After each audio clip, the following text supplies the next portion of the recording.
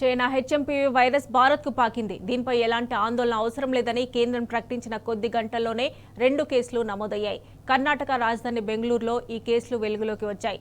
Baptist హాస్పిటల్లో 2 చిన్నారులకు ఈ వైరస్ సోకినట్లు తెలిపారు వైద్యులు. బాధితుల్లో హెచ్ఎంపీవీ పాజిటివ్ లక్షణాలు కనిపించినట్లు ప్రైవేట్ ల్యాబొరేటరీ కన్ఫర్మ్ చేసింది. అయితే ఈ శాంపిల్స్ ను ప్రభుత్వ ల్యాబొరేటరీలో ఇంకా పరీక్షించాల్సి ఉందని పేర్కొంది. ఈ నేపథ్యంలో సిద్ధరామయ్య సర్కార్ అప్రమత్తమైంది. రాష్ట్రంలో హై అలర్ట్ ప్రకటించింది. ప్రజలు ఆందోళన చెందాల్సిన పని లేదని వెల్లడించింది.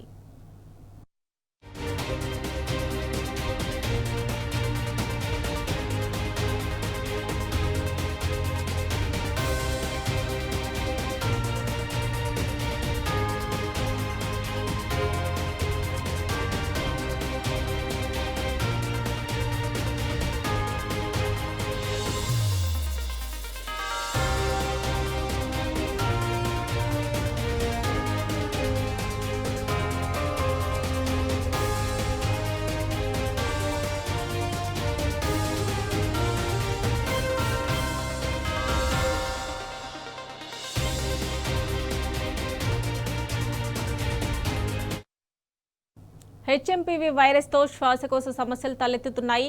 ఇది అన్ని వయసుల వారిని ప్రభావితం చేస్తుందని తెలిపింది US central for disease control and prevention.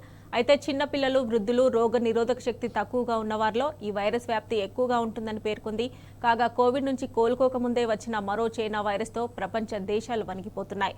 ఎక్కడి నుంచి ఎప్పుడు ఎవరికి వైరస్ సోకుతుందో తెలియక భయాందోళనకు గురవుతున్నారు.